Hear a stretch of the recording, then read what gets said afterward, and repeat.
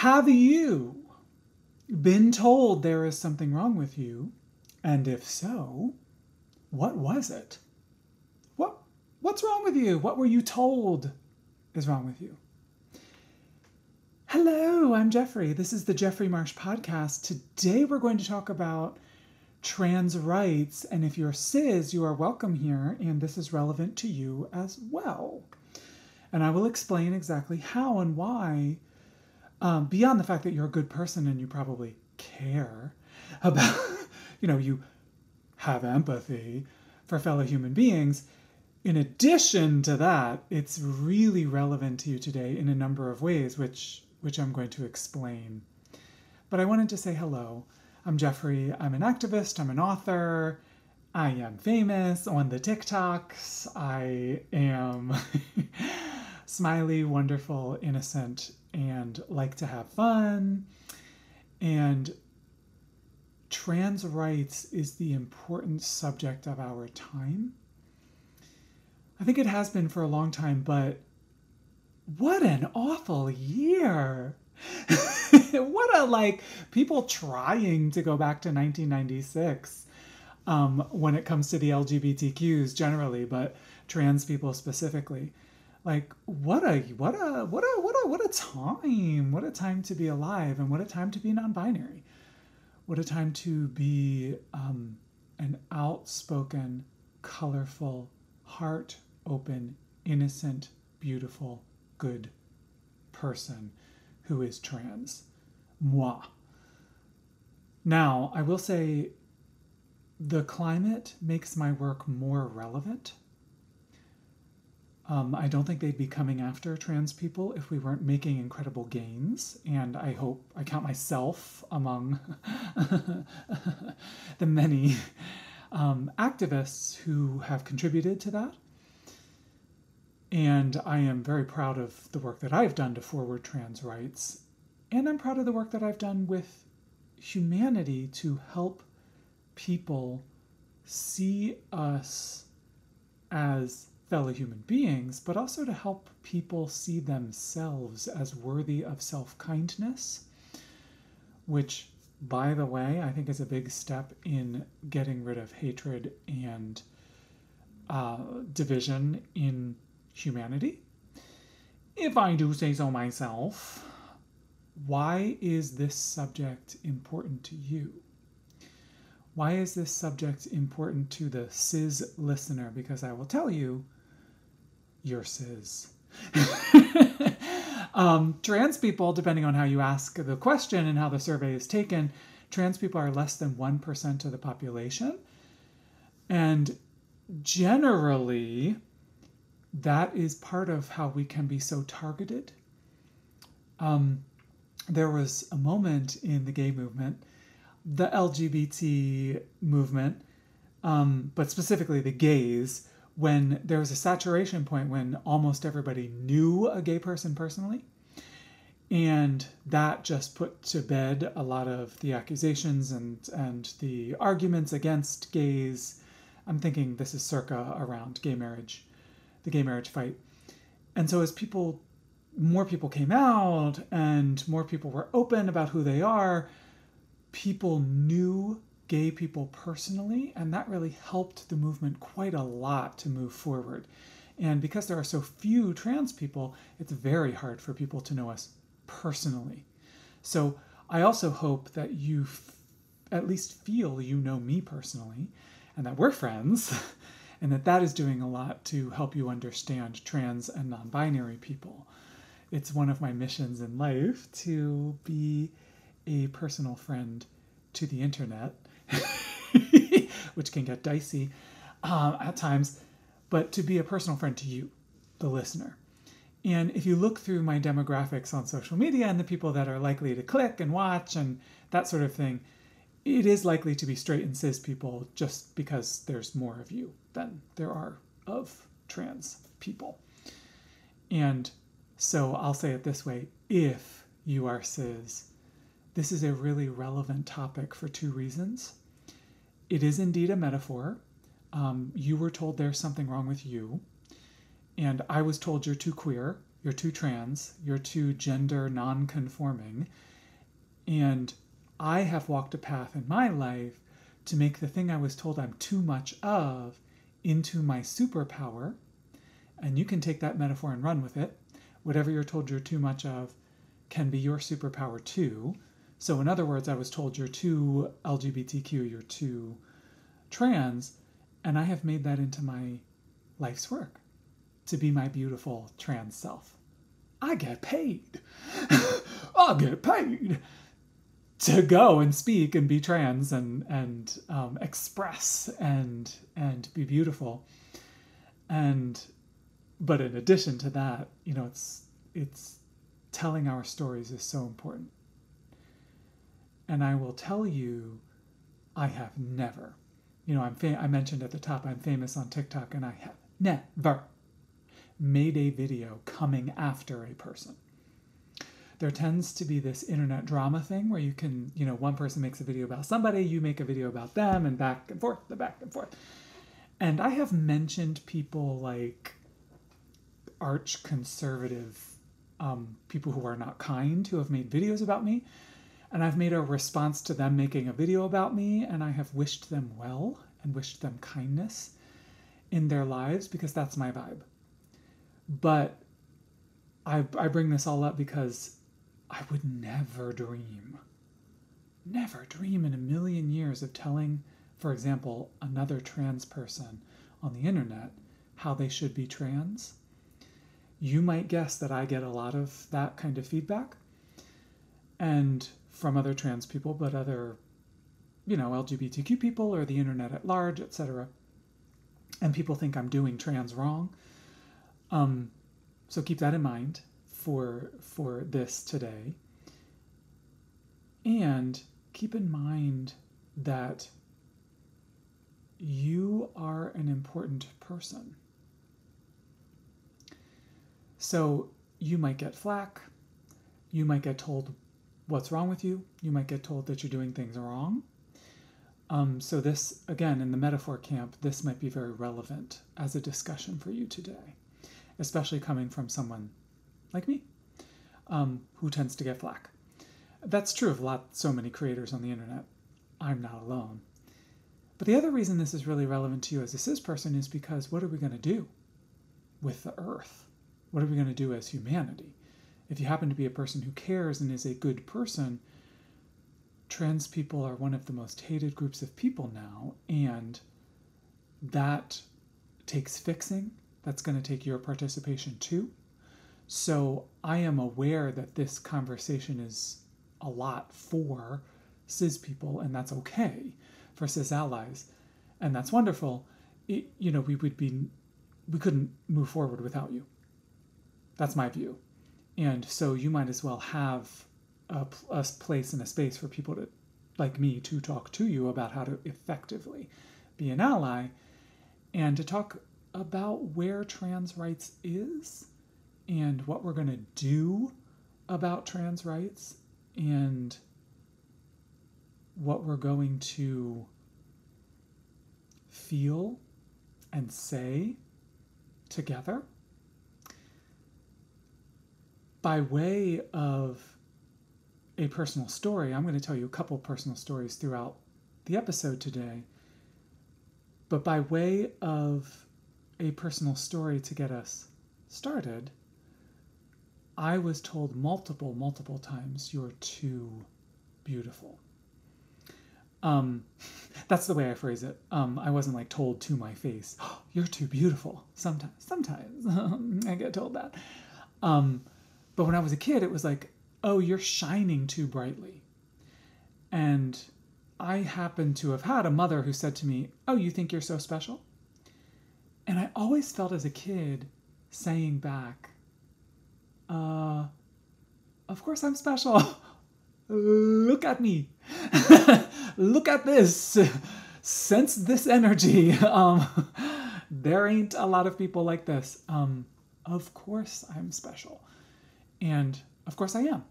And I have learned through my spiritual growth and spending time at a Buddhist monastery and living and growing and being in the world that everyone is special. That the spotlight encompasses everyone. And I'll broaden it out. Anyone throughout my life who has been very upset that I am special, I just wish that they had the chance as a human being to feel special themselves. And often. And every day. And not to put too fine a point on it, but the reason that that little story about my childhood is so I'm so LGBT, I'm so trans that as a little kid, I could walk in a room and stop a conversation cold because I was just so bubbly and beautiful and femme and gorgeous. And so it's like I had this weird power over adults, if that even makes sense. But I could just walk into a room and it would be like, the oxygen would leave the room because I'm that LGBT. But the reason that all of this in this little story has to do with trans rights is because I think some people are jealous when we are our full selves, when we are happy, when we are loving, when we are expressing, when we are parading, when we are rainbows and sunshine, and we have a hard-earned self-kindness. I think it makes some people ballistic. I mean, obviously they're ballistic over something, but I think there's a jealousy there, right? And that so the same goes for them. I will state unequivocally, I wish that they could feel special.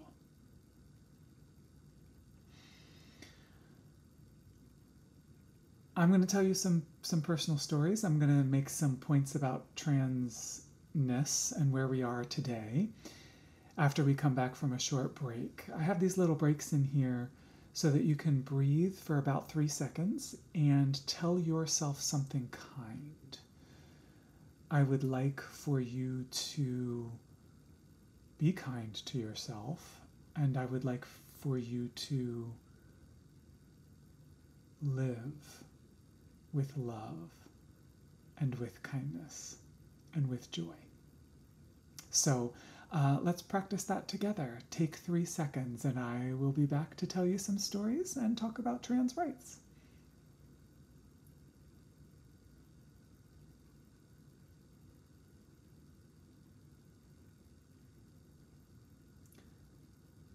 So I sometimes do I hope that was lovely for you.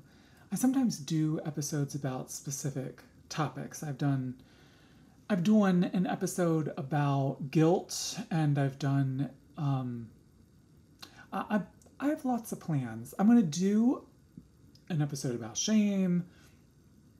I think I may do an episode generally about self-hate and how to lick it. If you heard a little click clack, that was my sunglasses I was wearing in the video podcast. So there's one little thing, I mentioned I've never done a video coming after another trans person, and I never will. That I can tell. I mean, I just don't want to. Even if that person is like conservative and making money targeting trans people, etc., etc. If someone's LGBTQ or trans, I'm not. I mean, if somebody says I'm not making a video about them because I'm just not into that. But if you are able to give up on self-hate, it will make you a more effective activist. And I found that to be true for fighting for trans rights. The less I hate myself, the more that other hate doesn't make sense to me, right? And doesn't even compute or land.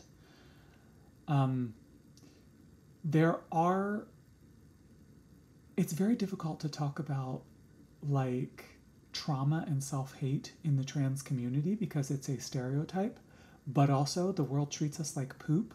So for people to need like mental health support and be trans makes perfect sense to me because I personally went away to a monastery to live, a Buddhist monastery, because my self-hate got so prominent. I had to do something very drastic, and that's what I did. But the reason I bring that up here is because as a cis person, if you are a cis ally listening, or even if you're another trans person, just be ultra kind to other trans people. Yes, don't be an influencer and make other videos about trans people, but at the end of the day to day and in personal lives, be kind. I know it sounds rudimentary, but to me, and I'm going to state this definitively forever, even if my experience is different than a trans person or a trans influencer, I want their voice out there, because to me, the more trans representation, the better. Now, I have a right to say what my experience is and offer that as well, right? But to me, the more trans voices and the more trans people are sharing. So here's a perfect example. I feel like I was born this way, as the old saying goes, as the old song goes. I feel like I've been this way since a child, and other people might have the experience that they've felt like they were cis, and then they've had this realization that they're non-binary, and they come out, and to them it feels like a line, a progression, a break, or however you want to phrase that, and so they feel like they have a different experience. To me, I would never tell them they're wrong. And to me, that the more voices that are out there and people that can talk about their experience, the better. That's just my. So again, if you're a cis ally, just support and be kind and loving, and just support more trans people, especially in your personal life and day to day and offline, to tell their story and to feel safe to tell their story. Try to cultivate spaces like that. I was the first non-binary person to publish with a Big 5 publisher. And if you don't know about the publishing world, this was my first book, How to Be You. If you don't know about the publishing world, Big 5 refers, it's now Big 4, I think, because one has bought another one, as we do in American capitalism. But Big 5 is like there were these professional publishers, and there were 5 of them, and that was it, unless you were in this other tier, which was not the biggest tier of the publishing industry. So I was the first non-binary person to break through into that top tier and be with a Big 5 publisher for my book, How to Be You. And specifically, I wanted to share the story with you today in talking about trans rights, and sort of, this was, takes a while to publish a book, so this is 2015, 2016. The book came out in late 2016, so not that anything else was happening late 2016, huh? But I was writing the book in 2015 and into 2016. And I sent the final copy to the copy editor. That's one step. You have an editor, and I have to say my editor at the publisher was a wonderful person, is a wonderful person, is a gorgeous person, supports trans rights, and is just a beautiful, gorgeous human being whom I love very much. And I've worked with that person twice, which I understand is a rarity. My first and second book was the same editor, but just because I love the person so much.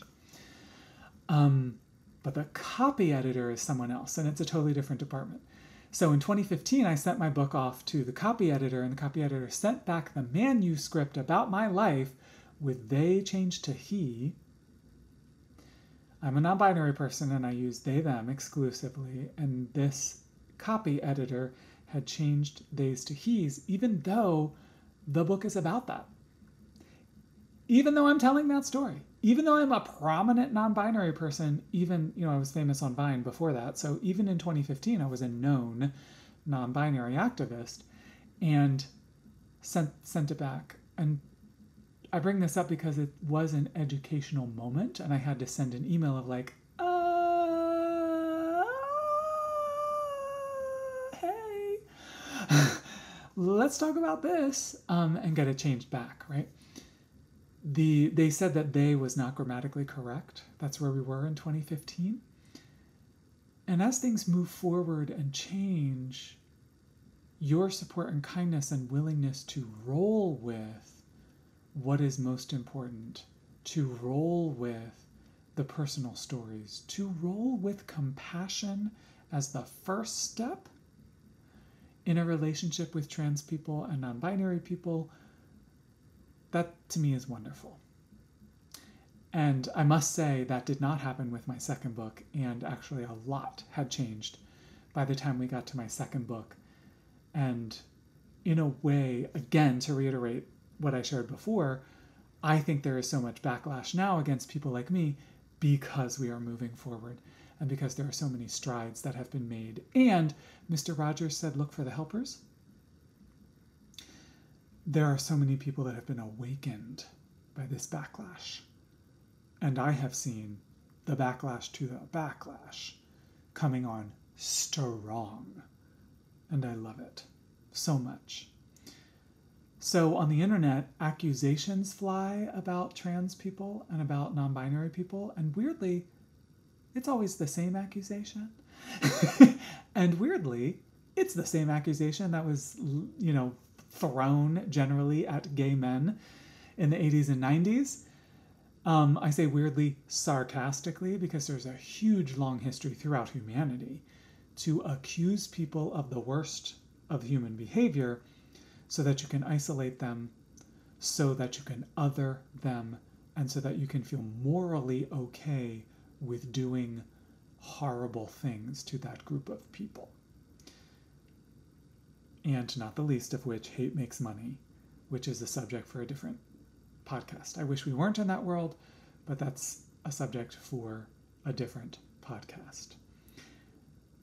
The last thing I'll say in this little, our middle section in our episode about trans rights is I exist. I walk the street. I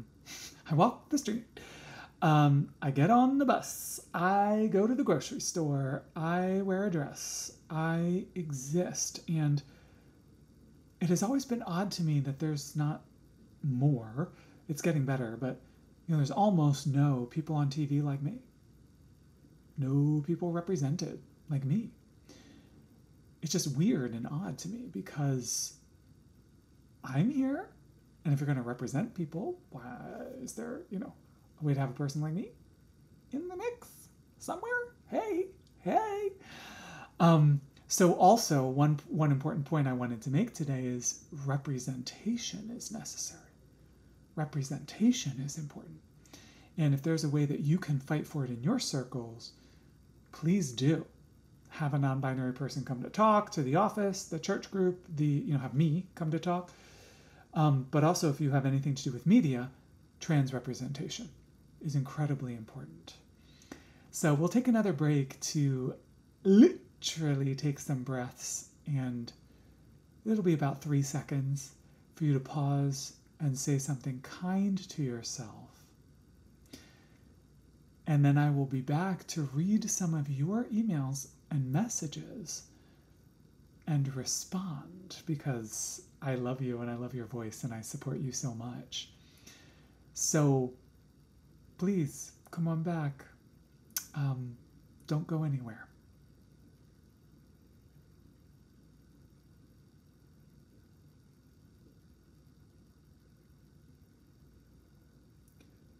I hope you did tell yourself something nice. I do this thing.